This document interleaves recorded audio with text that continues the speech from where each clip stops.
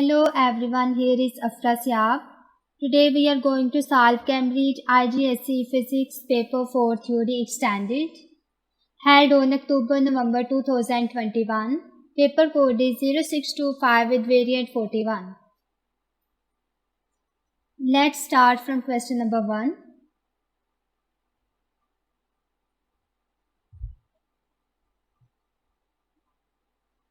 Question number 1. Some physical quantities are scalars and other physical quantities are vectors. Part A. State how a vector quantity differs from a scalar quantity. So the scalar quantity has only magnitude, while the vector quantity has magnitude and direction.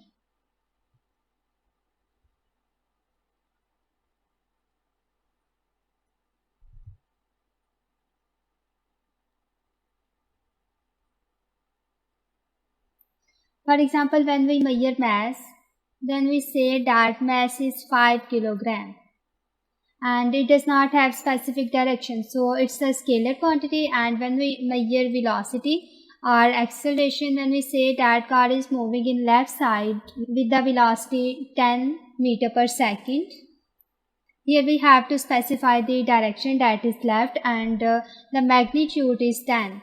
So velocity is a vector quantity and mass is a scalar quantity. So vector quantity has both magnitude and direction, while the scalar quantity has only magnitude.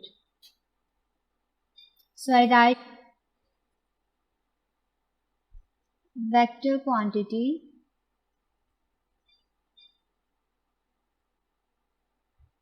differs from scalar quantity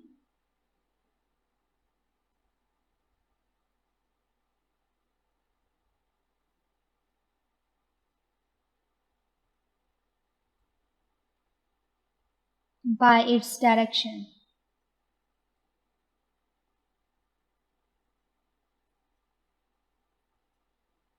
Part B. Circle the vector quantities in the list. So there are different quantities given: acceleration, energy, mass, momentum, temperature, time, speed, and velocity. We have to circle the quantities that are vector. So first of all, acceleration is a vector quantity because it has both magnitude and direction. So acceleration is a vector quantity. Energy and mass is not a vector quantity, it's a scalar because both of these quantities has only magnitude. Momentum is also a vector quantity because it has specific direction along with magnitude. Temperature only has magnitude, so it is also a scalar quantity. Time is also a scalar quantity. Speed is a scalar quantity, while velocity is a vector quantity because velocity has both magnitude and direction. So we have to circle these. So vector quantities are acceleration,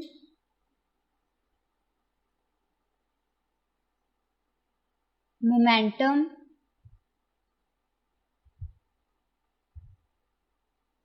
and velocity. Part C. A microphone in a recording studio has a mass of 0.55 kg and a weight W. Part 1. Calculate weight.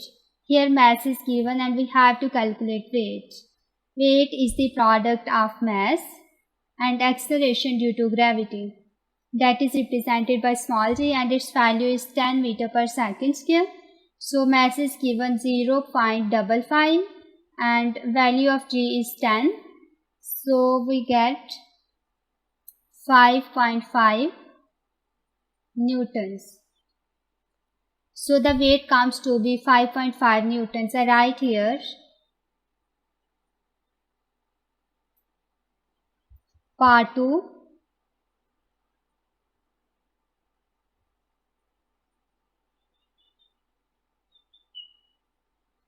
Here is the figure. The microphone is suspended from the ceiling. It's a microphone and it is suspended from the ceiling by a cord, and that's a cord. attached to the small ring, and it's the ring. Figure 1.1 shows the microphone pulled to one side and kept stationary by the horizontal thread.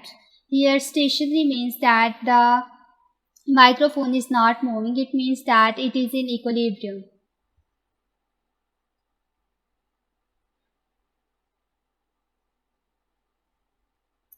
So when the microphone is stationary, it means that it is in equilibrium, it's not moving.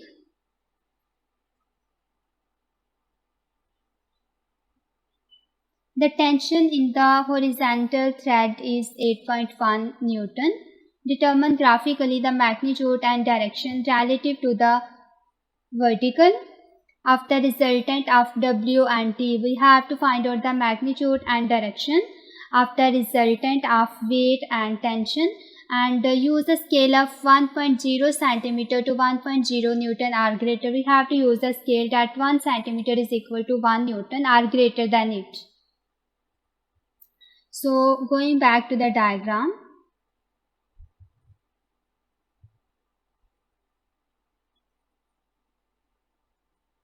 So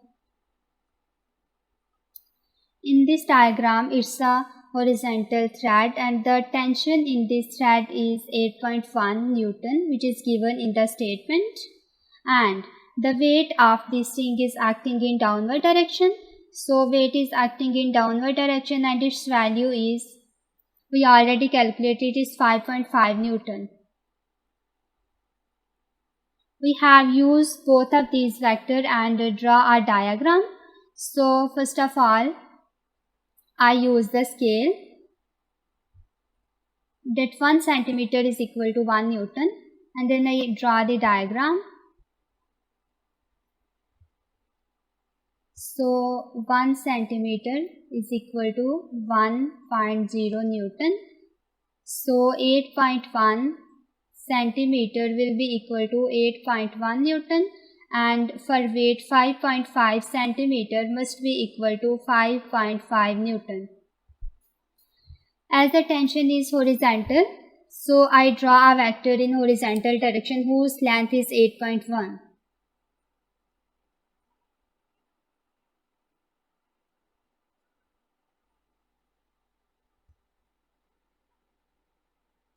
So starting from this point, it is 1, 2, 3, 4, 5, 6, 7, it's 8 and it is 8.1. I draw a vector and it's a tension in the string and its value is 8.1 centimeter. So we also have to draw the vector weight, and we have to add them according to head to tail rule. So the weight vector I draw at this end,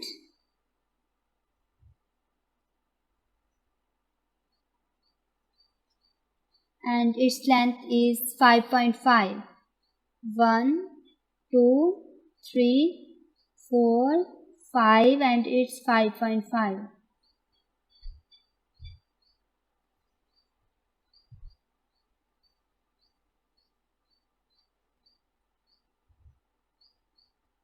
It's a weight and it is equal to 5.5 centimeter.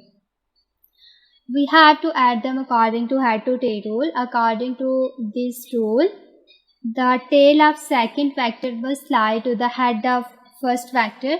Here first vector is the tension and it's the head of tension, and it lies at the tail of second vector, that is weight.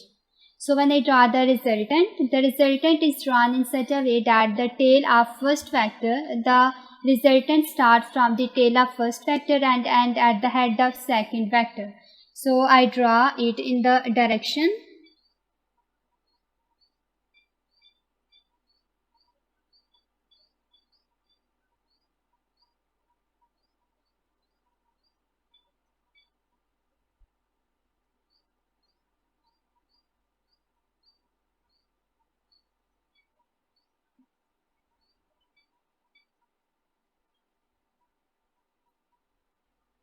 So I draw a vector as This is the resultant vector. And we have to find out its magnitude and angle. So by using the ruler, we find out the length from this point to this point, and this length comes to be almost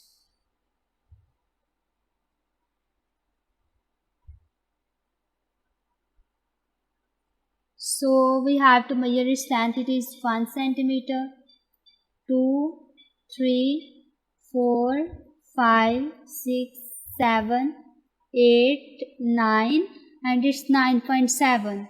So the length of the resultant of weight and tension is 9.7 centimeter. Here we have used the scale that 1 centimeter is equal to 1 Newton. So that 9.7 centimeter must be equal to 9.7 Newton. So I write here the magnitude of resultant will be equal to 9.7 Newton.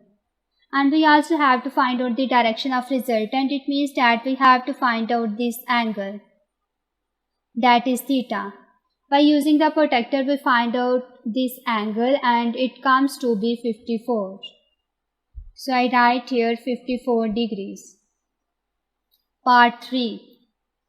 State and explain how the magnitude and direction of the resultant in C. Second part compares with the force on the ring due to the tension in the cord. So first of all, going back to the diagram.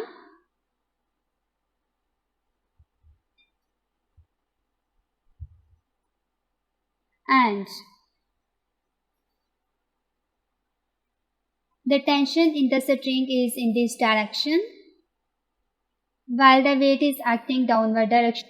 The resultant of the tension and weight will be in this direction.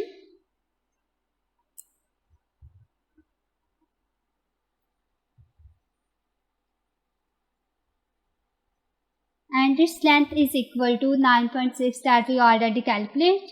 So in order to keep the microphone stationary, either it does not move in the direction of weight or the tension, there must be an equal but opposite force that is equal to resultant. So I draw this force and it will be in this direction, and its magnitude also be equal to 9.6 newtons. So its magnitude is 9.6 newton. It is same as that of the magnitude of resultant. So I write here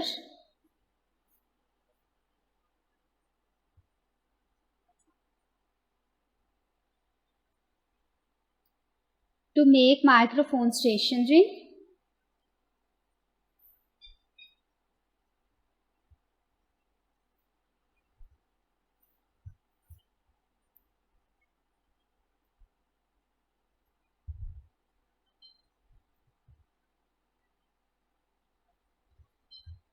We have an equal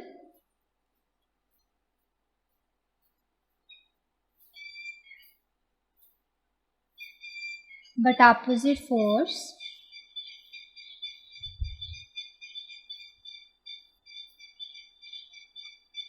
to that of resultant. And this resultant is basically the resultant of weight and time. Question number 2. A student carries out an experiment using a plastic beaker that contains 0.24 kg of water at 17 degrees C. The thermal capacity, that is heat capacity, of the beaker is negligible. Part A. Define thermal capacity. Thermal means heat and capacity means its ability. So thermal capacity is the amount of heat required to increase the temperature of the object per 1 degree C. So I write here the amount of energy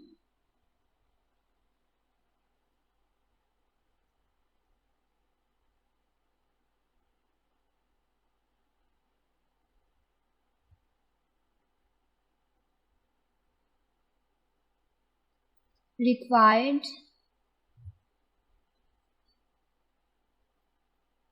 to increase temperature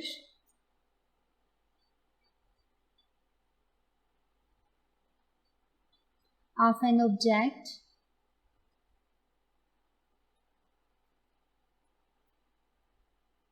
per 1 degree C.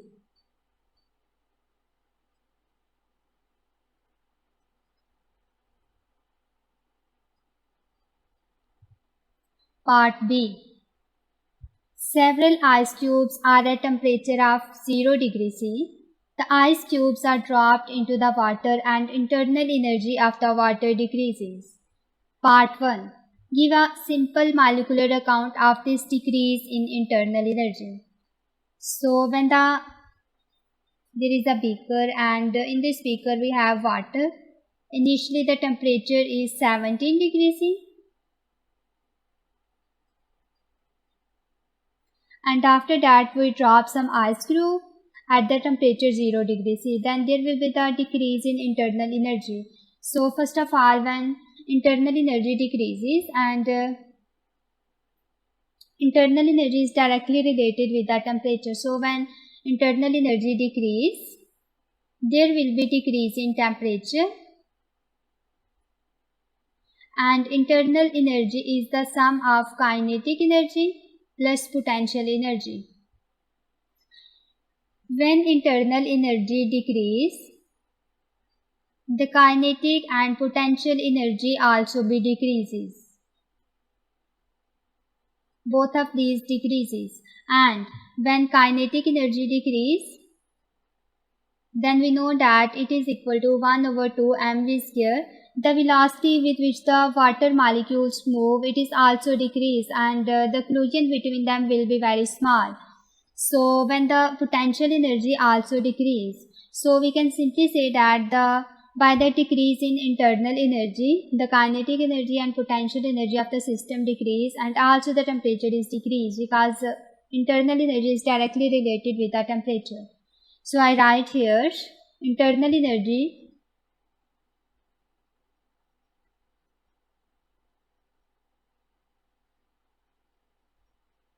depends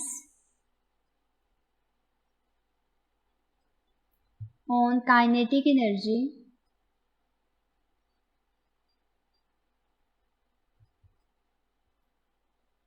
of the molecules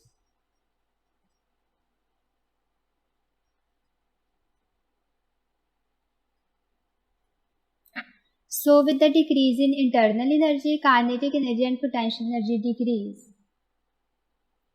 Kinetic energy and potential energy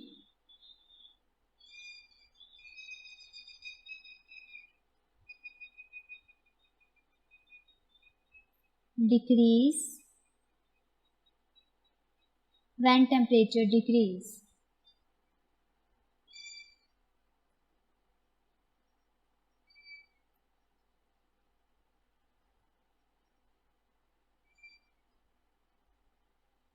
Part 2.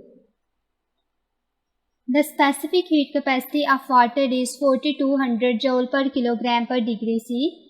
Calculate the decrease in internal energy of the water as its temperature decreases from 17 degree C to 0 degree C. So here temperature decrease from 17 to 0 degree C, and the heat capacity of water is given, that is 4200 joule per kg per degree C, and we have to calculate that how much internal energy decrease.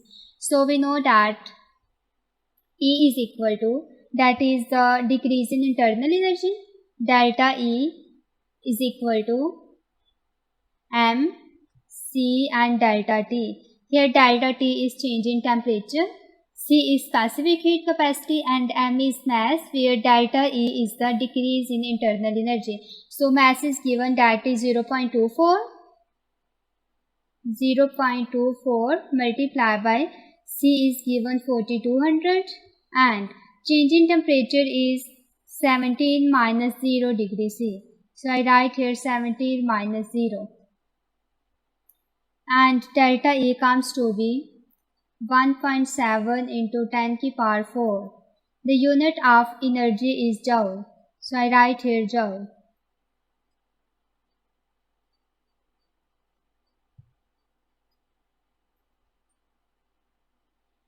So decrease in internal energy will be equal to 1.7 into 10 की power 4 joules. As part C, as the temperature of water decreases, some of the ice melt. Part 1, explain why this ice melt. So when I have water in the beaker and it is at 17 degrees C, when I drop ice cubes, then the temperature decreases to 0 degrees C. First of all, there is a large amount of energy, and due to that temperature is the thermal energy. But when temperature decreases, there will be the less amount of thermal energy. It means that the thermal energy of water molecules are shifted towards the ice cube, due to which ice cube melt. Our ice cube absorb the thermal energy from the water molecules, and due to the thermal energy they melt. So I write here ice cubes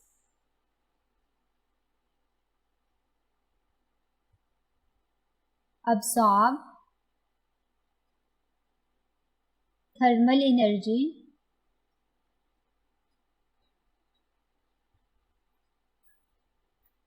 from water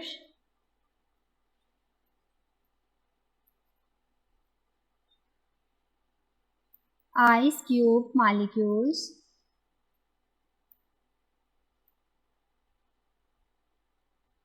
use this energy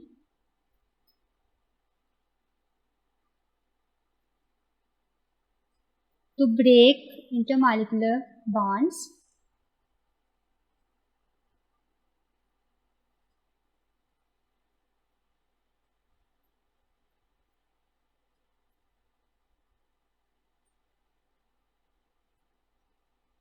due to which ice melts.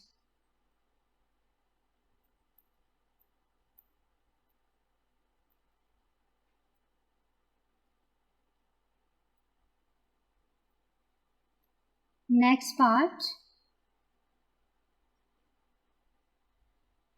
2. Describe how to determine the specific latent heat of fusion of ice using this experiment. State any other measurements that the student need to make. So first of all, we have to measure here the latent heat of fusion, and we know that E is equal to, that is the internal energy, it is equal to M and L. Here we have to find out L. L is the specific latent heat of fusion, so it will be equal to E over M. When we know the internal energy and mass, then we can easily find out the latent heat of fusion. So first of all, I have a beaker, and there is a water in this beaker at 17 degrees C. That is the initial temperature. So I also know the mass of water that is given in the question. After that, I drop ice cubes at 0 degrees C, and the temperature here decreases.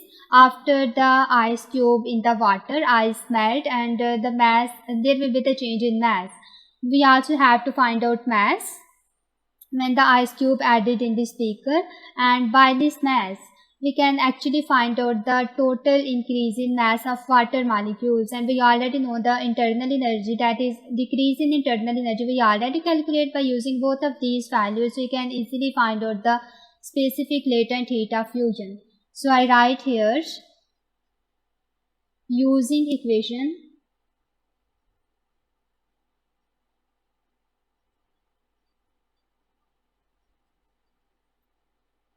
E is equal to ml and, or L is equal to E over M. By using this equation, we can determine the mass of ice melted,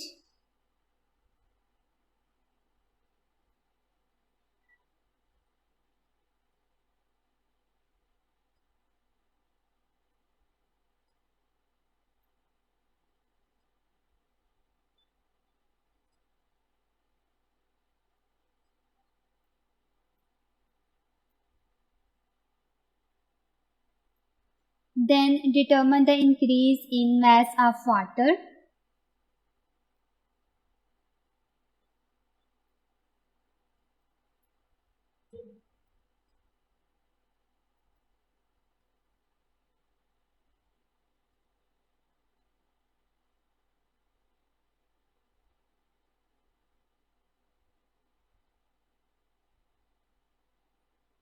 And here we also have state any other measurements that the student need to take, so we can insulate this beaker. So use insulated beaker.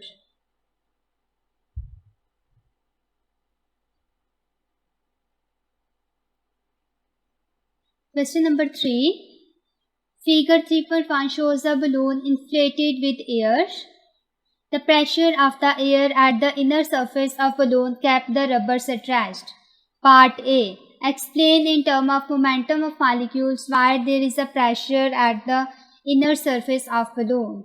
So first of all, here is the balloon in figure 3.1 and there is the air inside this balloon. The air molecules collide with each other and also they collide with the wall of this balloon.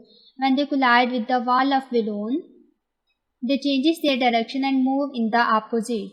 Similarly, these molecules collide with the walls and change their direction. So there will be the change in momentum due to this.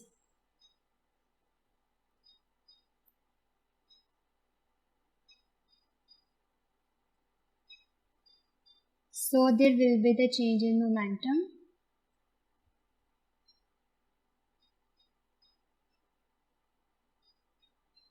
And when these molecules collide with the surface of balloon, they exert force there. And when they exert force, we know that by relation P is equal to F over A, the force exerted per unit area is actually pressure. So there will be the pressure creation. It means that these molecules exert a pressure. That's why there will be the change in momentum. So I write here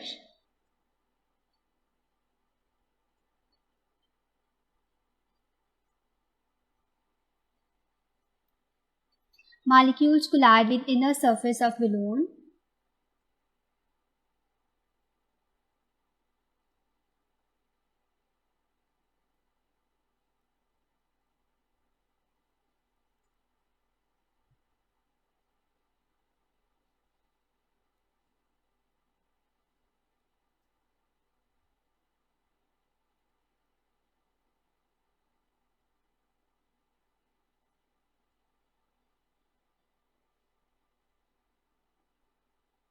Molecules exert a force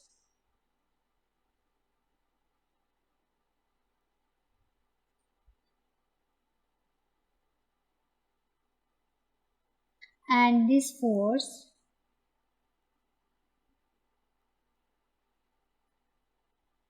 spread over area.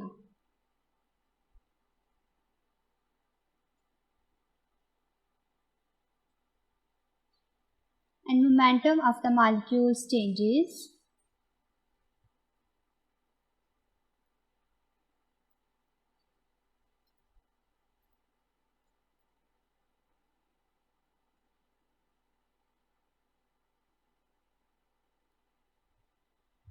This causes a pressure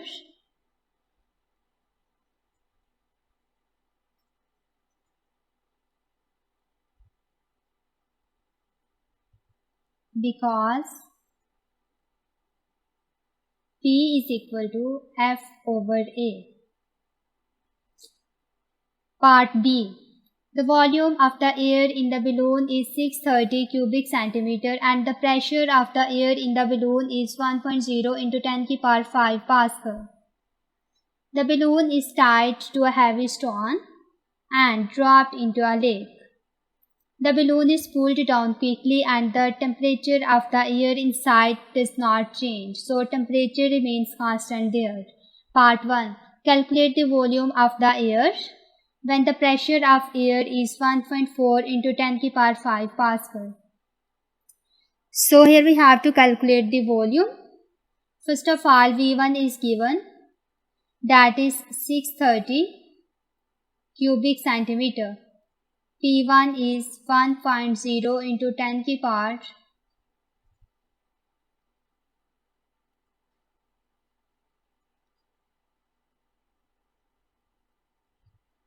power 5 Pascal. P2 is also given and it is equal to 1.4 into 10 की power 5 Pascal. And here temperature is constant, so by using Boyle's law is pressure is inversely proportional to volume when the temperature is constant.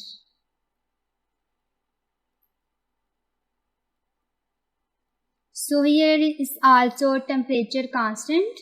So I simply write P1 V1 is equal to P2 V2 and we have to calculate value of V2. So V2 will be equal to P1 V1 over P2.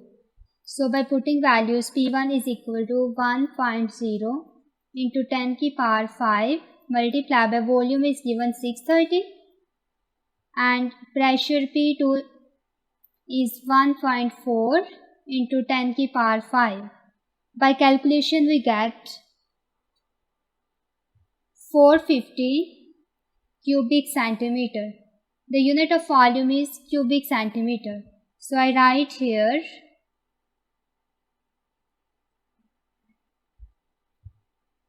next part.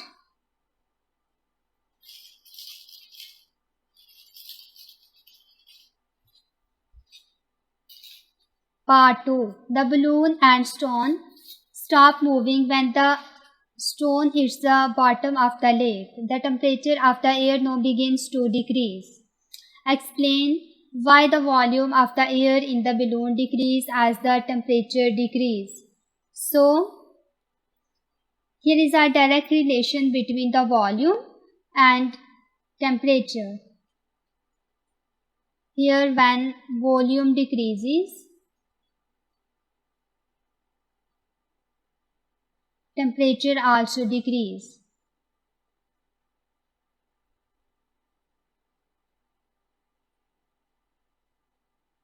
And we know that the temperature is directly proportional to kinetic energy.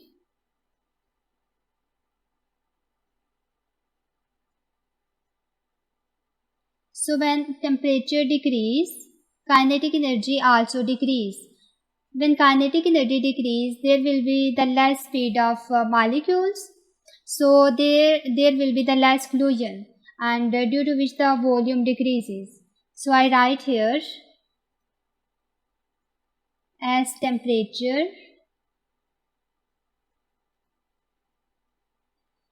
is directly proportional to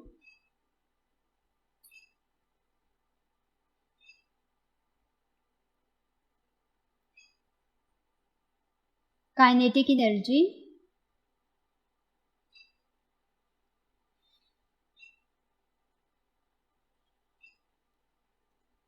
when temperature decreases.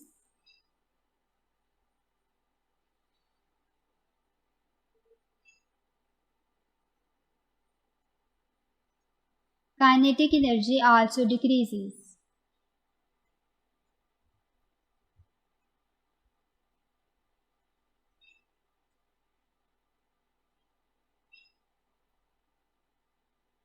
The molecules collide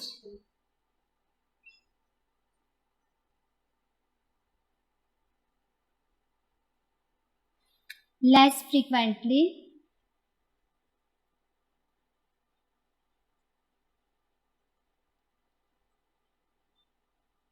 so that volume also reduces.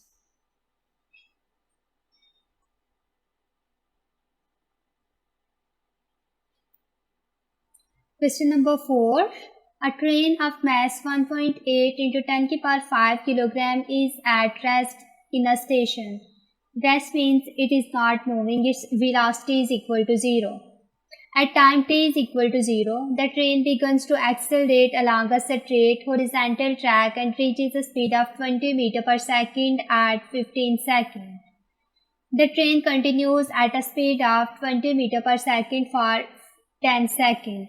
So at that point, first time is 15 seconds and then we have at 10 seconds, it means here time is 25 seconds. At time t is equal to 25 seconds, the driver applies the brake and resistive forces on the train causes it to decelerate uniformly to rest in a further 24 seconds. Figure 4.1 is an incomplete distance time graph for this journey. So complete figure 4.1 by drawing in part 1 a line to represent the motion of the train between t is equal to 15 seconds to t is equal to 25 seconds. So first of all, we see the motion in the graph at different times. So first of all, it is given in the statement that the body starts from rest. It is at rest. Means that at t is equal to t is taken in seconds, that is time and motion. First of all, when time is 0 seconds, the train is at rest. Train is at rest. So at 15 seconds, it reaches a speed of 20 meters per second. It means that from 0 to 15 seconds, train accelerates and its speed becomes 0 to 20 meters per second. It means that accelerates. The train continues at speed of 20 meters per second for 10 seconds. For further 10 seconds means from 15 to 25 seconds. The speed is again 20 meters per second. It means that it is moving with uniform speed.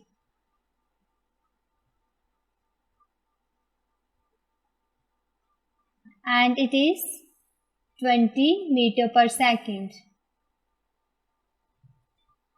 At t is equal to 25 seconds, the driver applies the brake and the resistive forces on the train causes it to decelerate uniformly to rest in a further 24 seconds. In further 24 seconds, that 25 to, we have at 24 in 25, it becomes 49.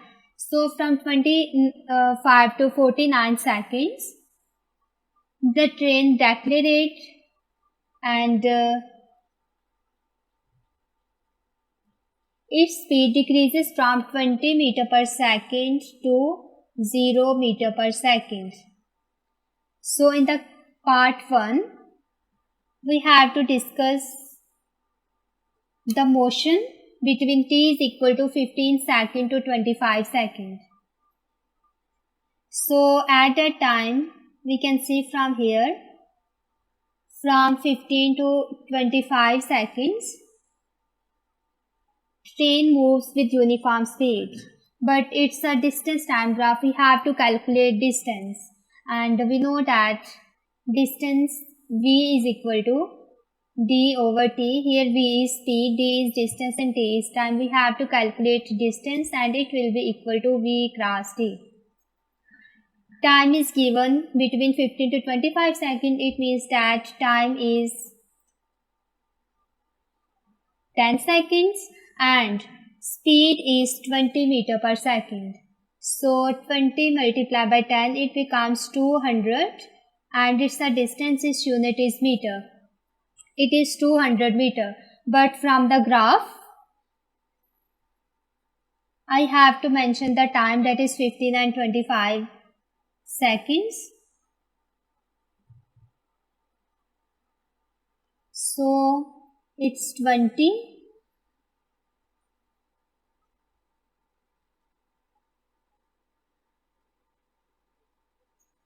It's 15 seconds and it is 25 seconds.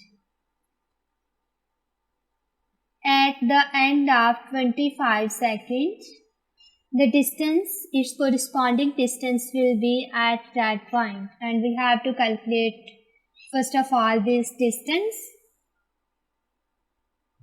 I join both of these points.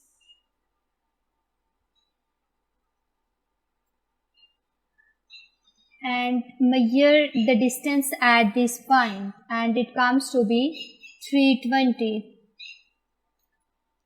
And between t is equal to 15 to 25 seconds, there is a uniform speed, and at uniform speed, distance time graph is shown by a straight line.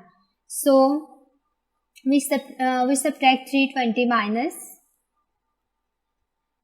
the distance that we calculate is 200, it becomes to be 120 meters. So the total distance covered by the train is 120 meter between 15 to 25 seconds. So it will be a straight line. And 120 meter is a distance I have to mention here.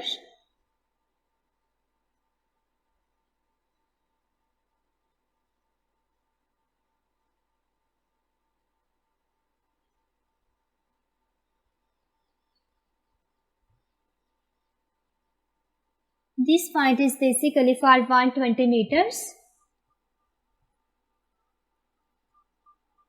And I have to draw a line and join both of these points in a straight line. So first of all, I erase this line.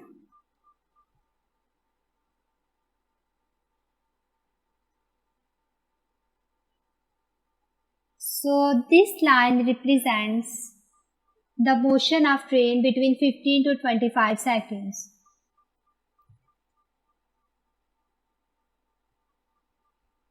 Because at that point, distance is 120 meters. Next part. Part 2. A curve to represent the motion of train between t is equal to 0 and t is equal to 15 seconds. Here we have to discuss the motion between 0 to 15 seconds.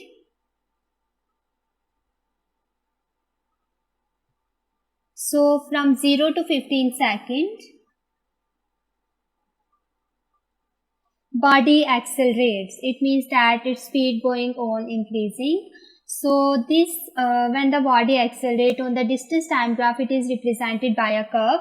So I draw here,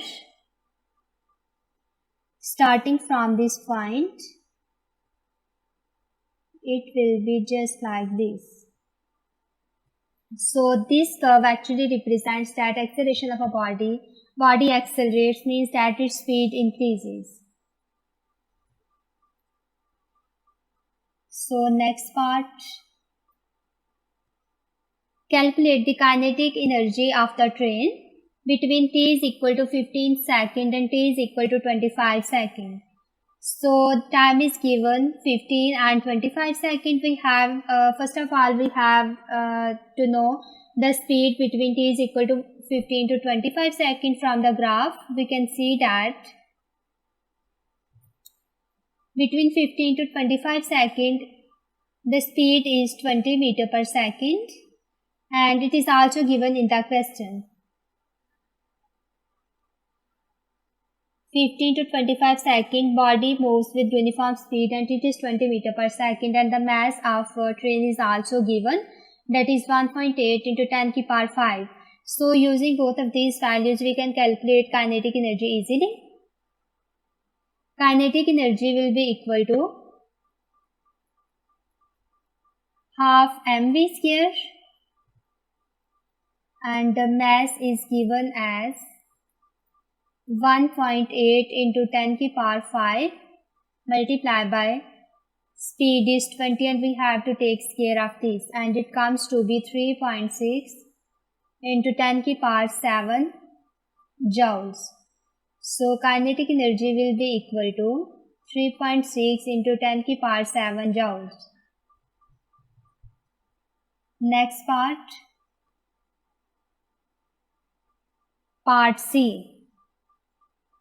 While the train decelerates to rest, it does work against the resistive forces and its kinetic energy decreases. Defined work done. So work is the product of force and distance. So I write here product of force and distance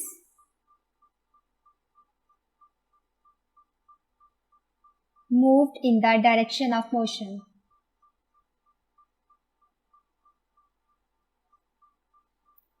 Distance moved by the body, distance covered by the body.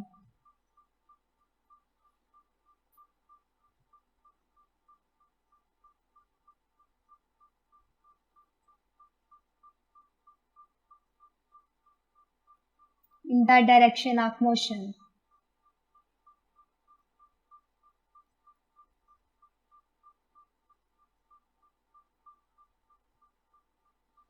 Part 2.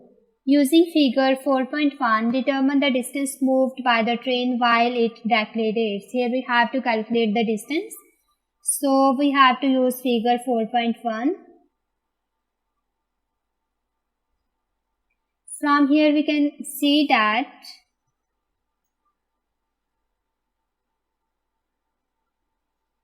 we have to find out the distance between these two points and join these points with their corresponding distance on the y-axis.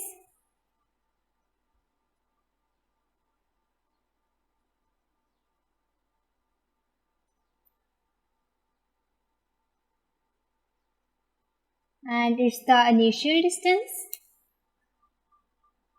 And final distance will be,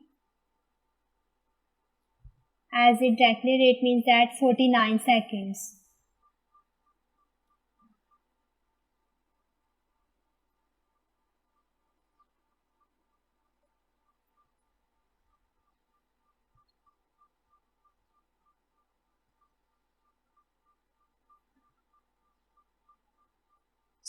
Initial distance is 320 while the final distance is 560.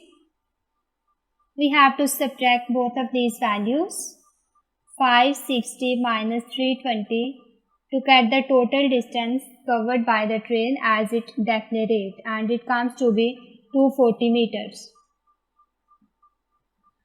So I write here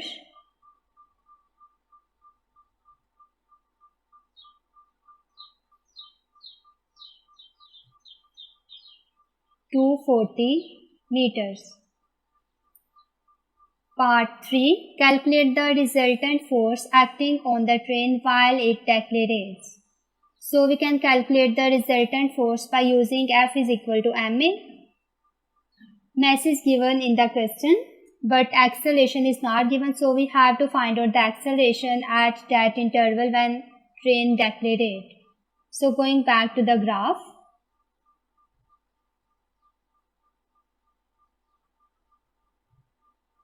as it is given that train decelerates from 29 to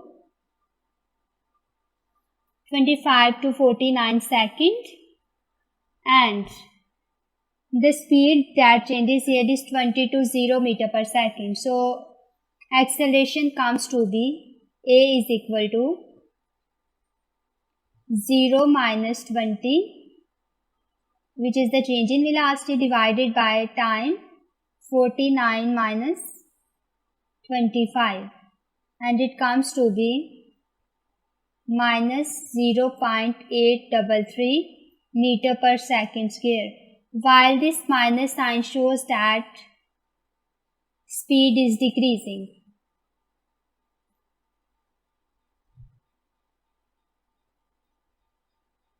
So by using this value of acceleration, we can calculate resultant force, and it comes to be mass is 1.8 into 10 to the power 5, and acceleration is 0.833. So it will be equal to 1.5 into 10 to the power 5 newtons. Resultant force will be equal to 1.5 into 10 की power 5 newtons. Question number 5, part A. In terms of behavior of light rays, explain what is meant by principal focus of a thin converging lens. First of all, we have to know about the converging lens. It is a lens that is used to converge the rays at a single point. So the shape of converging lens will be just like this, and this is the principal axis, and the center of lens is this point. So the ray of light from any object, I consider it is an object, and the ray of light is coming from this object, fall on the lens. Then after deflection by the lens, it passing through a single point. This point is basically known as the principal focus. So I write here, it is a point on principal axis where parallel rays meet after passing through lens. It is a point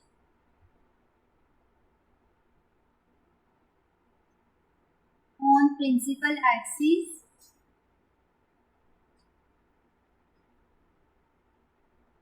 where parallel rays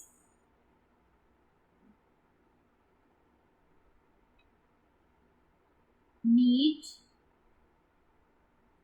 after passing through lens.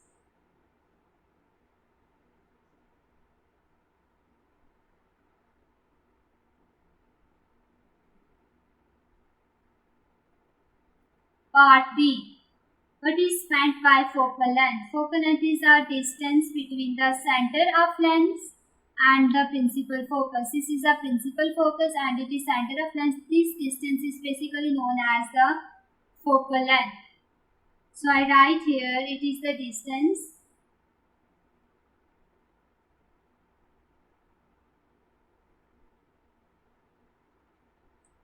between principal focus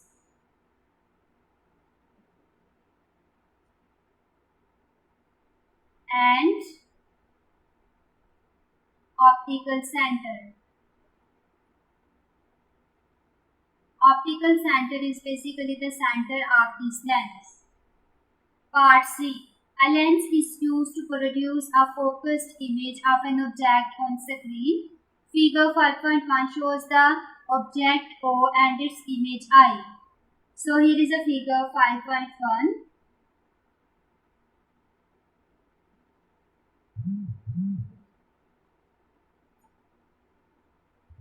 Part 1. Consider the straight ray that passing from the tip of O to the tip of I and find the image of the lens. So O is the object here and I is the image. We have to draw a straight line that passing through the tip of O and tip of I. So I use the ruler to draw this line and it will be just like this. The object is at that position. I have to draw the straight line that passing from the tip of object to the tip of image. So this is the straight line, and also have to find the position of lens. So the position of lens is basically the point where this straight line passing through the principal axis. So it is the point where it touches the principal axis. I label it with red marker, and this is the position of lens. Next part of this question is that mark the position of the lens by drawing a vertical line labeled L from the top of the grid to the bottom. So now we have to draw a straight line that is passing through this point. So this will be like,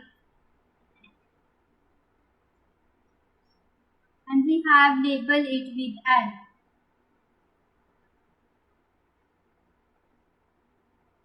In part 2, figure 5.1,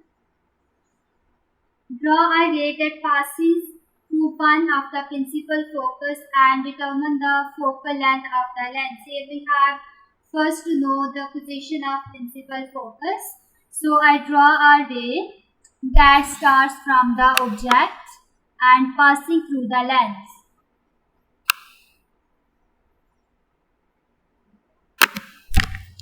It will be just like this way. And then after reflection by this lens, it passes through the image tip.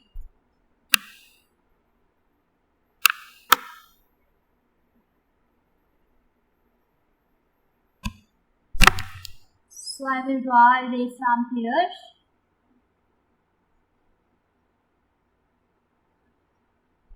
So the point where this ray touches the principal axis is basically the focus point, and this is known as the principal focus, and we have to determine the focal length of this lens. Focal length is the distance between the center of lens and the principal focus. It means that we have to calculate the distance from this point to this point. So on the scale it is given that it is equal to 1 centimeter. So when I calculate it, it is 1 centimeter, it is 2 centimeter, and it is 3 centimeter. So this distance is almost 3.1 centimeter. So the focal length will be equal to 3.1. I write here 3.1 centimeter. Next part.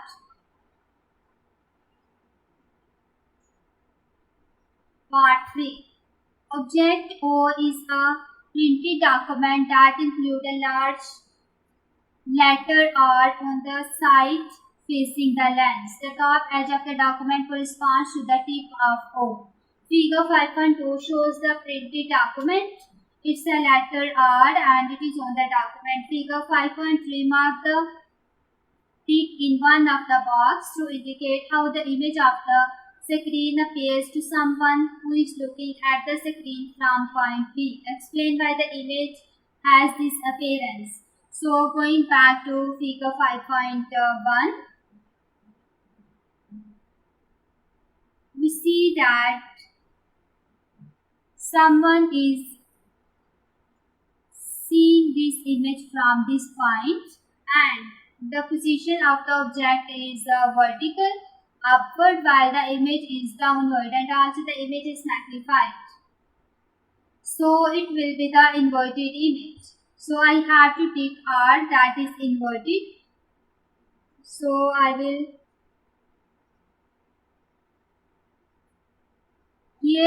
take the last R because it is inverted.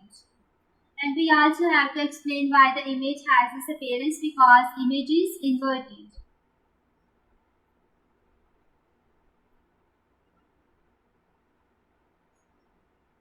Question number 6. X-rays are electromagnetic waves. Figure 6.1 shows the position of X-ray in the electromagnetic spectrum arranged according to increasing wavelength.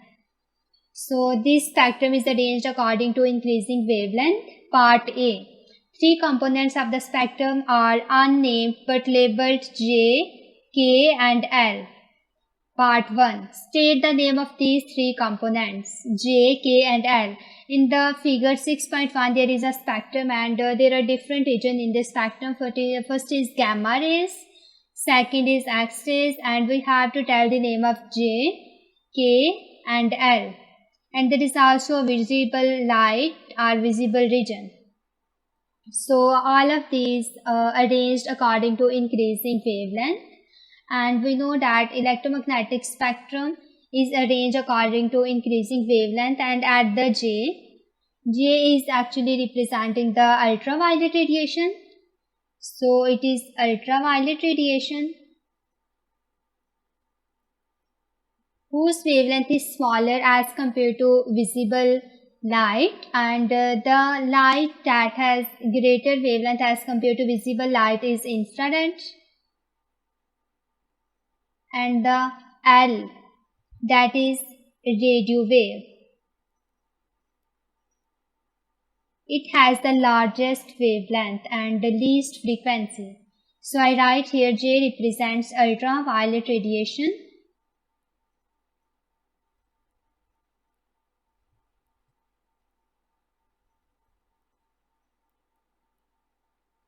K represents infrared radiation.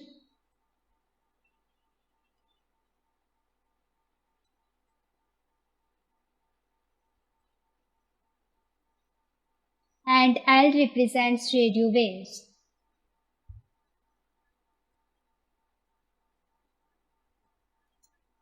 Part 2. State which one of three components has the lowest frequency. So as in the figure 6.1, we can see that radio wave has largest wavelength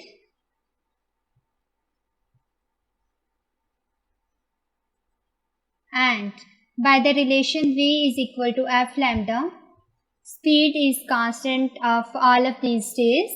So when wavelength is larger, then the frequency will be smaller. So the radio wave has the least frequency but the largest wavelength. So I write here radio waves.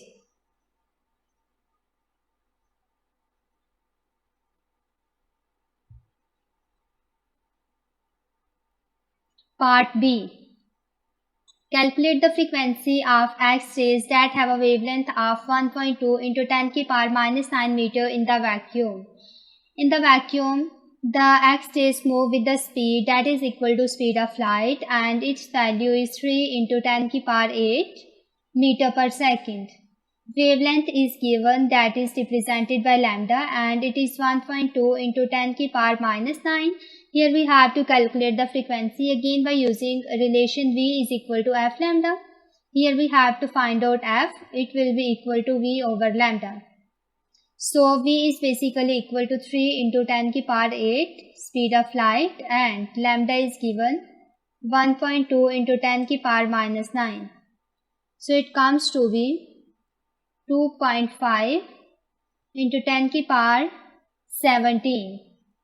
And the unit of frequency is hertz. So it is 2.5 into 10 to the power 17 hertz. Describe one medical use of X-rays. So here we have to describe the use of X-rays. We can use the X-rays to treat the cancer. So I write here X-rays.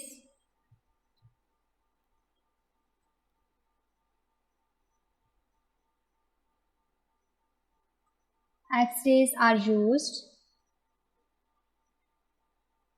to treat cancer.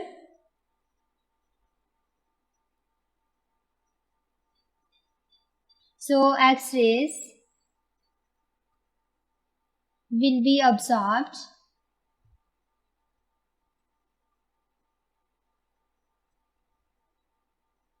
by the tumor cell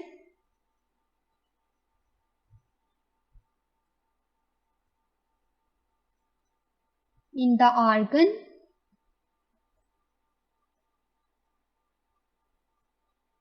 and high energy X-rays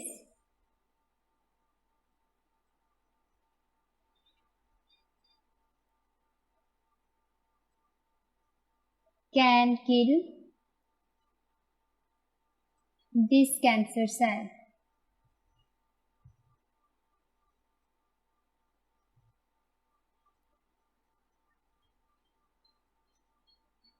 Next part 2.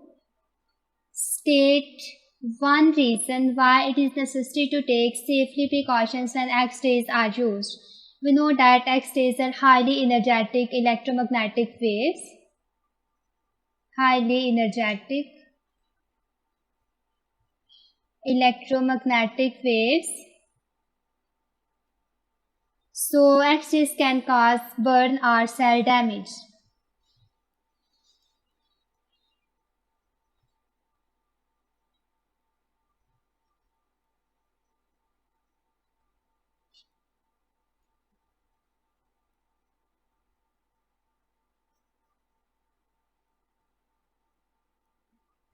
Question number 7. A plastic rod becomes negatively charged when it is rubbed with the woolen cloth. Part A. Describe in terms of particles how the rod becomes negatively charged when rubbed with the cloth. So first of all, I consider that it's a rod.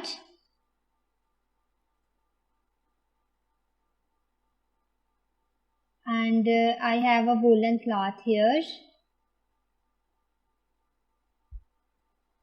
In the question, it is said that the plastic rod becomes negatively charged. It means that the plastic rod gains electrons, and the thing that losses electrons become positively charged. It means that the electrons are transferred from the woolen cloth to the plastic rod, due to which this woolen cloth becomes positively charged, and the electrons appears on the rod.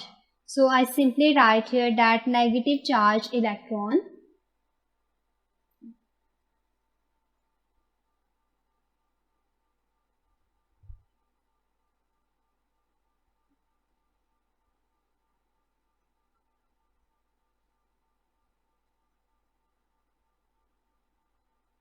are transferred from woolen cloth to plastic rod.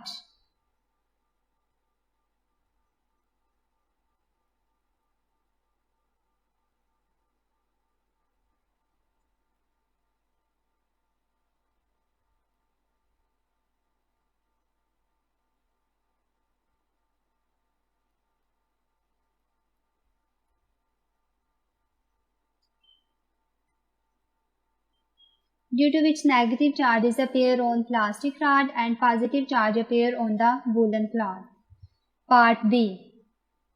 A light conducting ball is at rest on a metal table.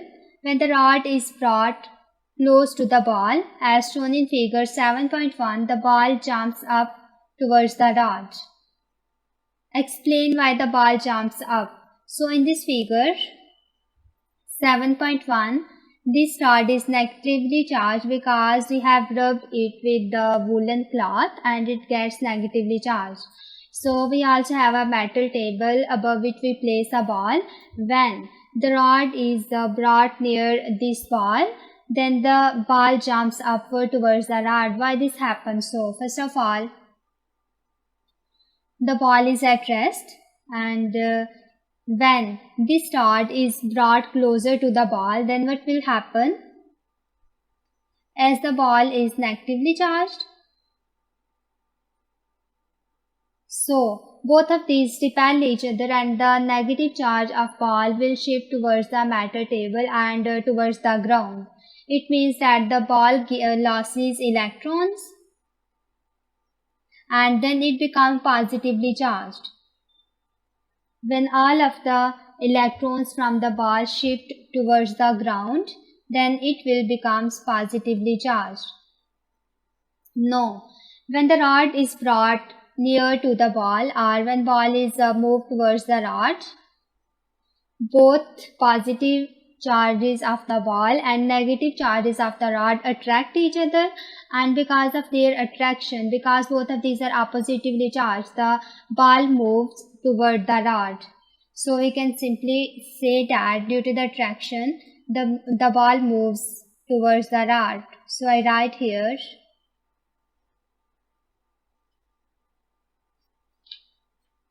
electrons repelled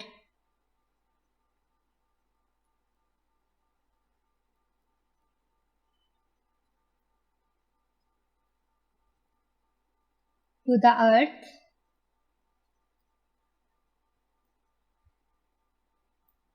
and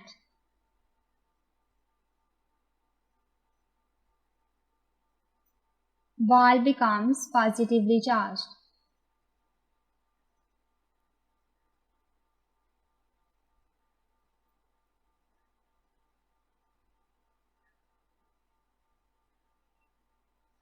So the ball will get attracted towards the plastic rod.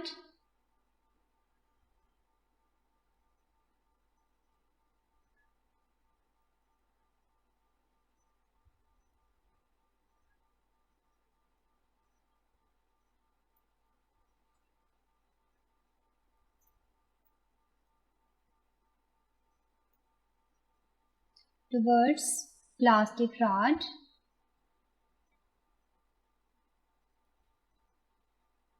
as opposite charges attract.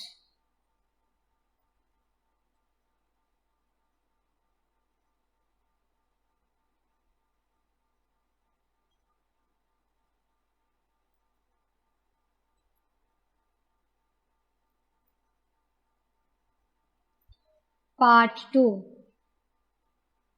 The ball touches the rod and falls back down to the table. Explain why this happens. So first of all, going back to the diagram. When the ball is attracted towards the negatively charged rod, then the ball will absorb electron from the rod, due to which the rod becomes positively charged because it loses electron, and ball is also positively charged. So both of these repel each other, due to which the ball falls down. So I write here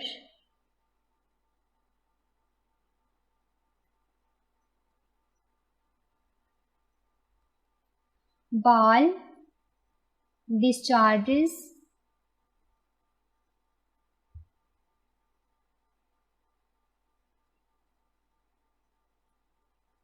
by the plastic rod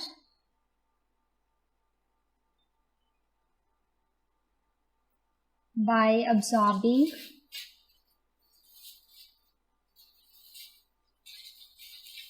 electrons from the rod.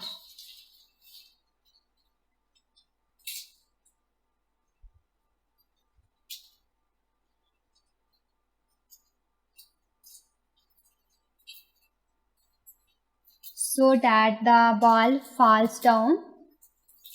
Question number 8. A circuit contains two fixed resistors and a light dependent resistor LDR. Figure 8.1 shows that the power supply is 9.0 volt battery. So in the figure 8.1 there is a light dependent resistor and it is the resistance 450 ohm and it is 800 ohm resistance. The current in 450 ohm resistor is 0.012 amperes. Part A. State what is meant by electric current. So electric current is represented by I, and I is equal to Q over T. The rate of flow of electric charges is known as electric current. So I write here the rate of flow of electric charges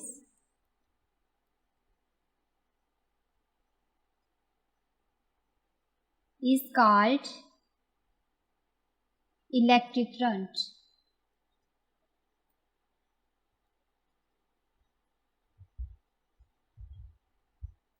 And I is equal to Q over T.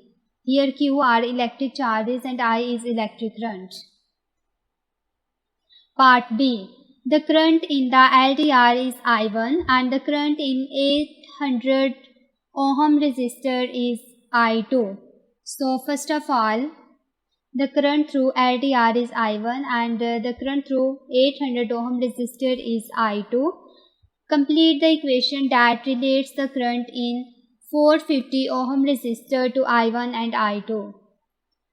So in the figure 8.1, we know that current flow from positive to negative terminal of the battery. So the direction of flow of current in this circuit will be in this direction. And at this point, the current split into two paths. It may either flow into 450 ohm resistor or LDR. So through the 450 ohm resistor, the direction of current is this, while through LDR, the direction of current is this.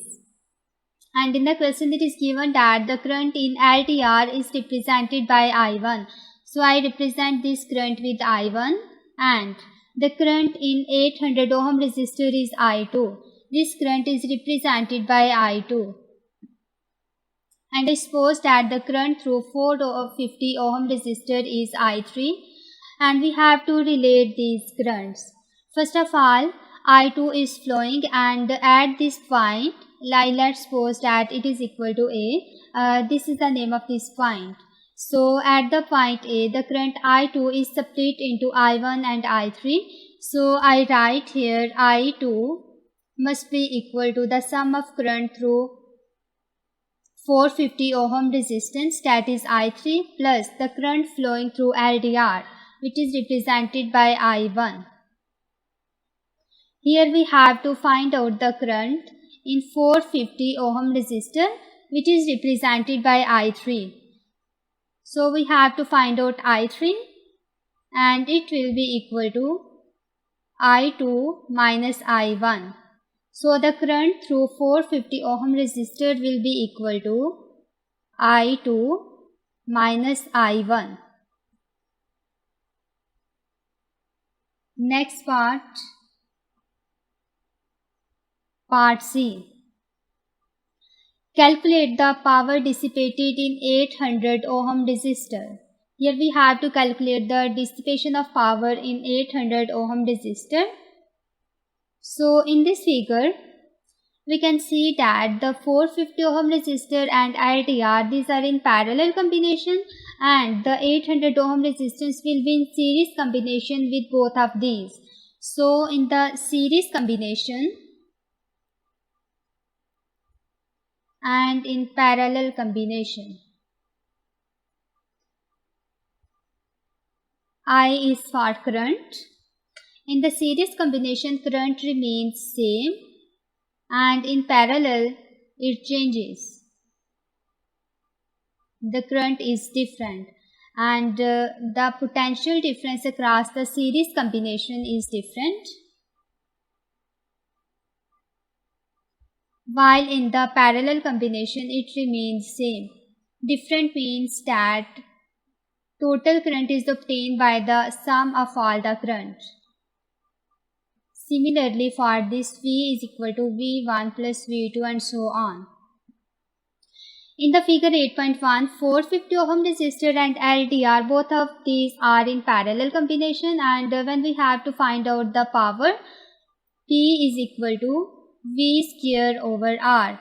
Here we know resistor across which we have to find out the power dissipation, and this R is basically equal to 800 ohms. It means that we have to find out the power across this resistor.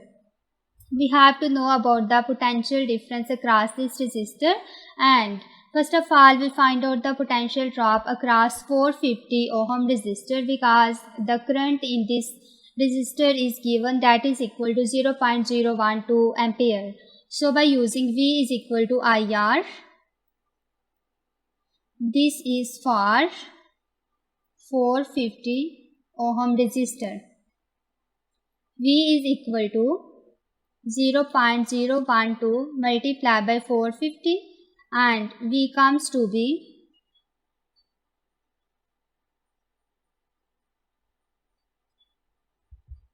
5.4 volt.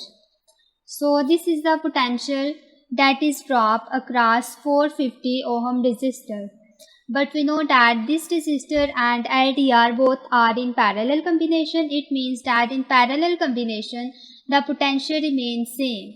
So the potential through 450 ohm resistance is 5.4 volt.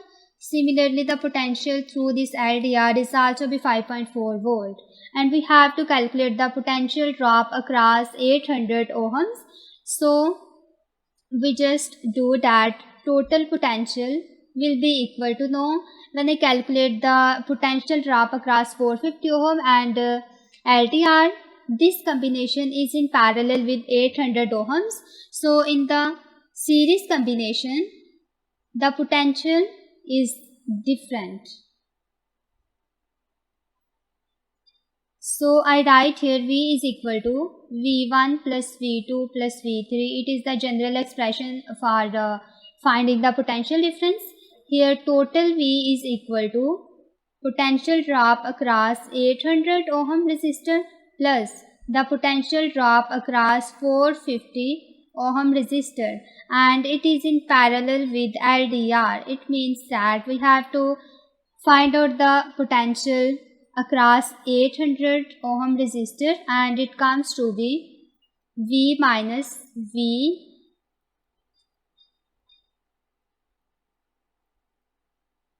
and this V is 9 volt. So 9 minus 5.4, it will be equal to 3.6. volt. So the potential across 800 omega ohms resistor is 3.6 volt. So we can find out power easily by putting this value 3.6 square over resistance is given 800. So it comes to be 1.6 into 10 की power minus 2. The unit of power is watt. So I write here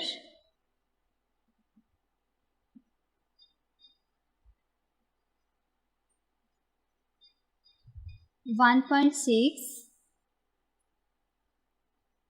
into 10 की power minus 2 watt. Part 3.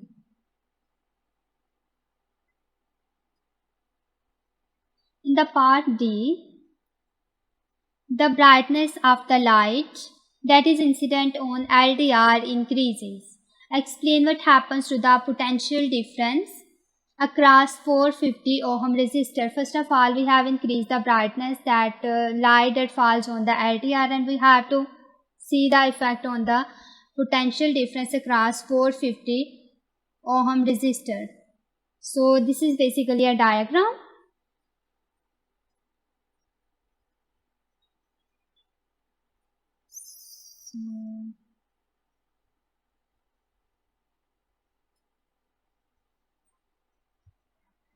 When more light is incident on this LDR, it means that more current is passing through this LDR, and there will be the decrease in resistance of LDR, and the decrease in resistance of this is associated with 450 ohm resistor, because both of these are in parallel combination, due to which this whole combination has small resistance.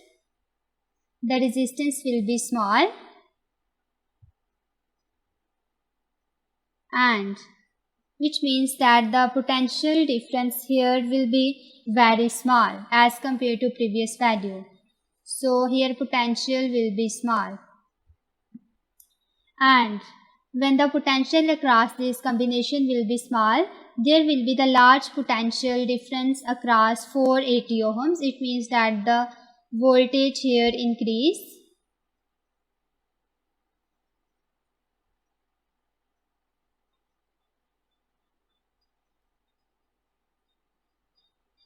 So there will be decrease in potential difference across 450 ohm resistor and increase in potential across 800 ohm resistor. So I write here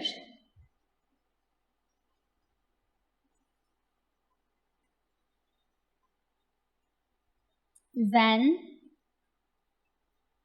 brightness increases,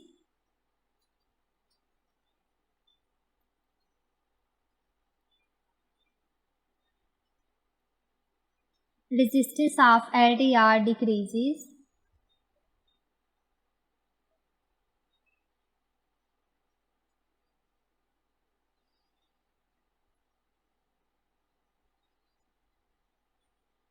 resistance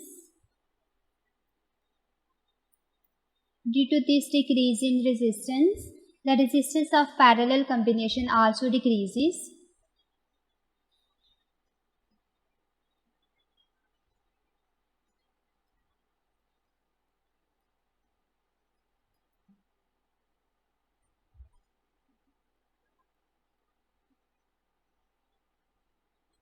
And the potential difference across 800 ohm resistance increases, while potential difference across 450 ohm resistance decreases. And this 450 ohms means that the parallel combination of 450 ohms and LDR. Question number 9. Uranium-235 is a radioactive isotope of uranium that occurs naturally on Earth. Part A. Describe the composition and structure of neutral atom of uranium-235. So from the word uranium, that is neutral, we guess that the number of protons must be equal to number of electrons. So first of all, we have to calculate the number of protons. For that, we required atomic number and atomic mass, and uranium-235 and 92. Here 92 are the atomic number and 235 is mass number. And number of proton is equal to atomic number. So it will be equal to 92. And in the neutral atom, number of protons will be equal to number of electrons. So I write here number of protons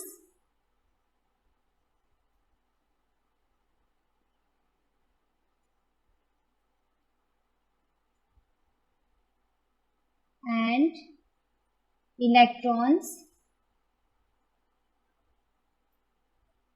are 92.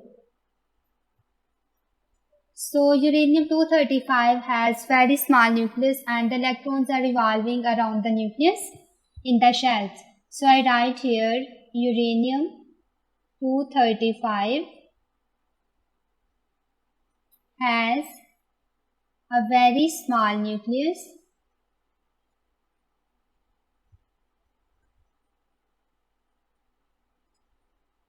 and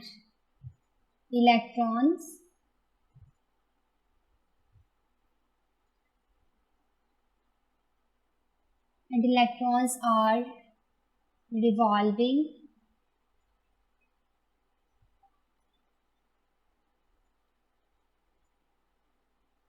around it. And next we have to calculate the number of neutrons.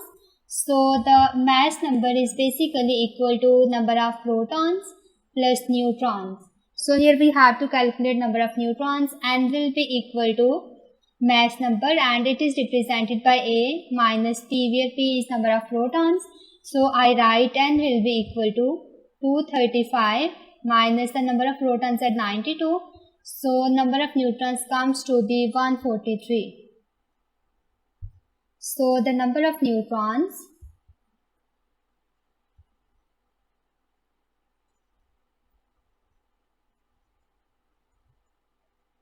are 143. And we know that the protons and neutrons resides inside the nucleus. So protons and neutrons reside inside nucleus. Part B. Another isotope of uranium is uranium-238. Describe how an atom of uranium-238 differs from an atom of uranium-235. So these both are the isotopes of uranium, that is uranium-238 and 92. Other is uranium-235 and 92. So the atomic number of both of these isotopes remains same, and it is equal to number of protons is equal to 92. So we have to calculate the neutron numbers there. So atomic mass is equal to proton number plus neutron number. So for the case of uranium-238, neutron number will be equal to 238 minus 92, and it comes to be 146. For uranium-235, neutrons will be equal to 235 minus 92, and it comes to be 143. So the number of neutrons in uranium-238 is 146, while in uranium-235 the number of neutrons 143. It means that uranium-238 has 3 more number of neutrons as compared to uranium-235. So I write here uranium 238 has 3 more neutrons in nucleus.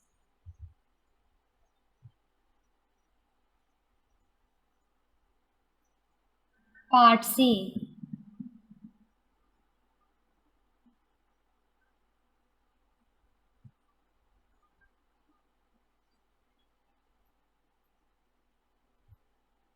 In the reactor, in a nuclear power station, a nucleus of uranium-235 absorbs a slow-moving neutron and then undergoes the nuclear fission. Nuclear fission means that it separates into equal number of nuclei, 2 or more than 2.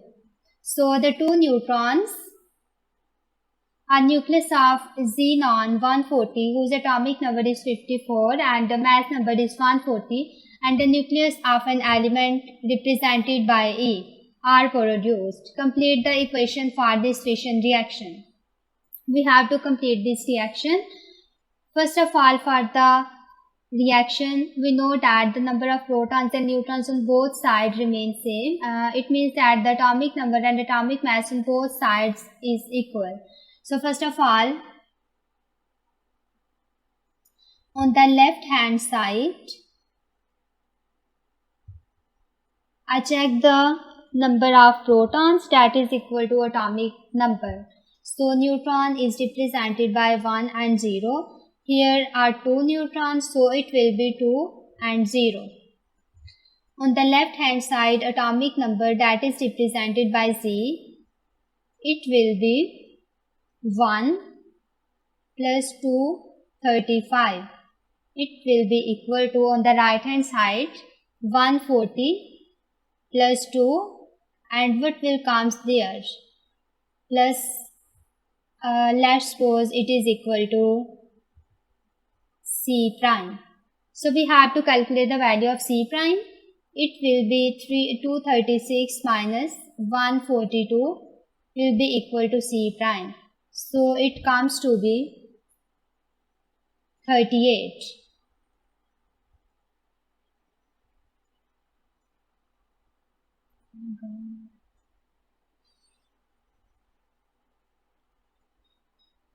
So here we first the atomic number and atomic mass on both sides of this equation. I write here left hand side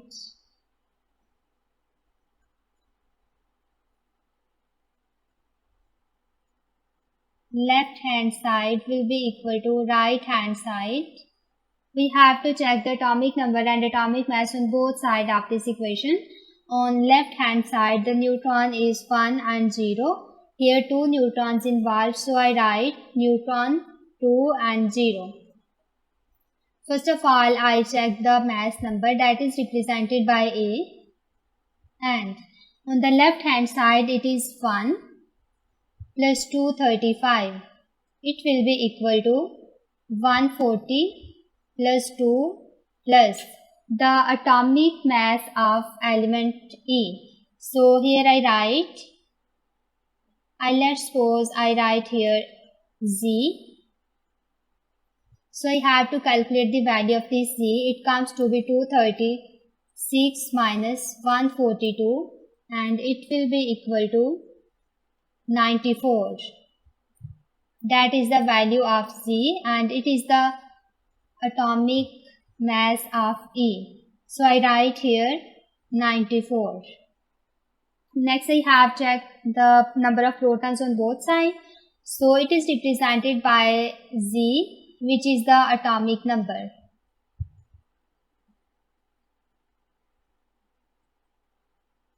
So on left hand side the atomic number is 0 and 92. So 0 plus 92 will be equal to 54 plus 0 plus let's suppose that it is equal to Z prime, that is the atomic number of E. So 92 minus 52 will be equal to 38 and it is also equal to Z prime. So I write here 38.